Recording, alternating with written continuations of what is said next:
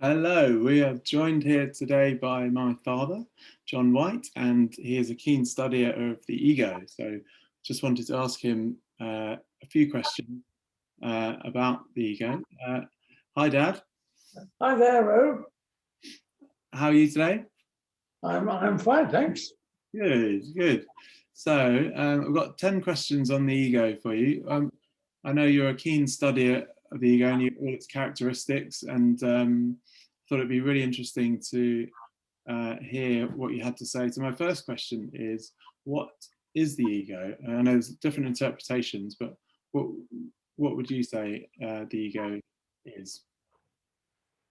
I should say the ego is the self is part of the mind, um, which is intent on being in charge all the time, but it's never happy.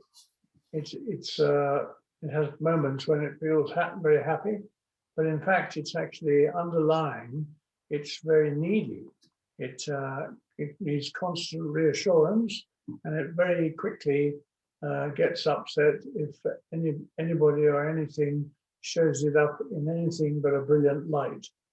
So any kind of criticism is extremely that the ego gets very upset about it very quickly. Okay, great. And I'm sure we'll get more into that as we go on. What would you call the other part of the mind that some people, I guess, might refer to the higher self, or I don't know what. Yeah, what would you say? Yes, I would say there's the it's called in some traditions the higher self, the capital S, so to speak, as opposed to the little self, which is really nearly all run by the ego, it appears to me. Okay, and are those is that the sum total of the mind, would you say? Sum total of the mind. Well, Or is there any other parts? the mind, well, beyond the mind is the spirit, um, which is really allied to the Almighty. And everyone has an opportunity to live in a spiritual way, but of course they have to choose it, because one thing we do have is we have choice if we're present. If we're not present in this moment, absolutely here, we don't have choice really. We just follow along what we've done before in a rut, really. Okay. The longer you do it, the deeper the rut.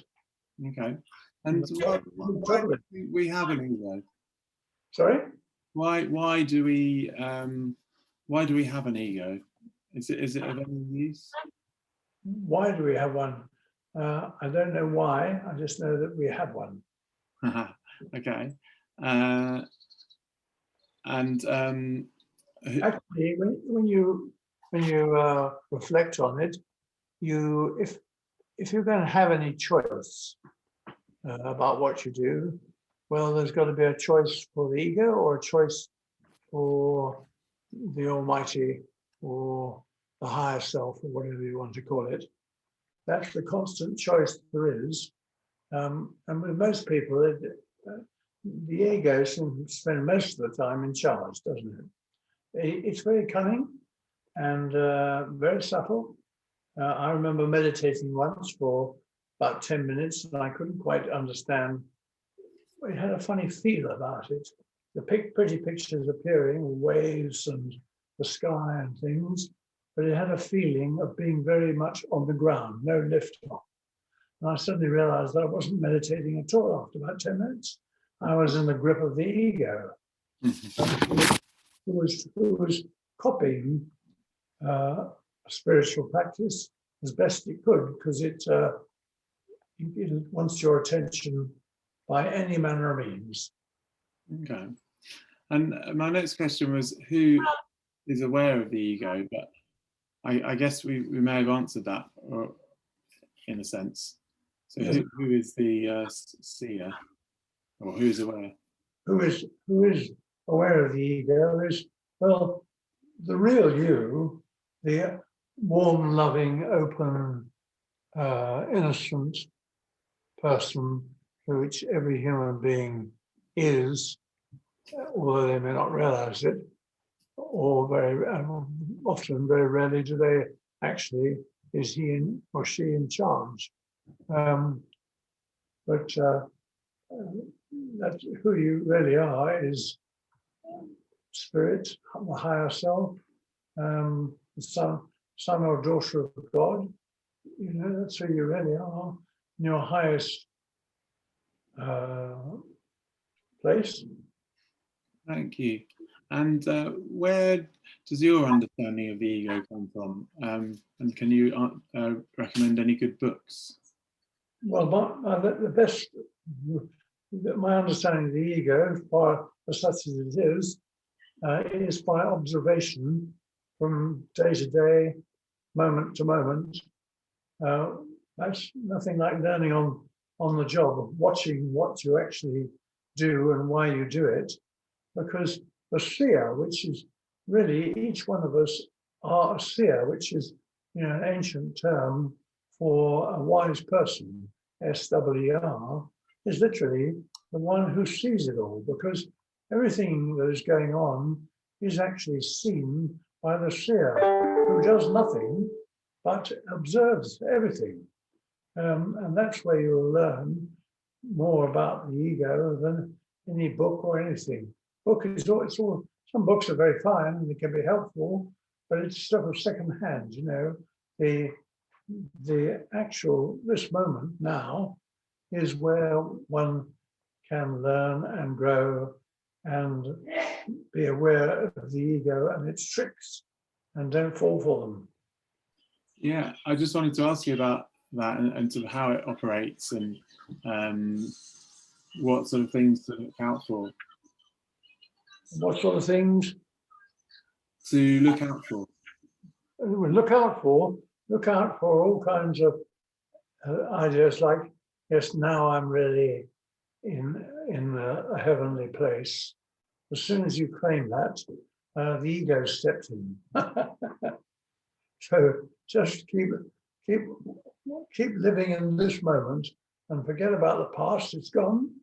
Forget about the future, because it never comes, or very rarely comes, exactly like the plan the ego is telling you that is coming up next.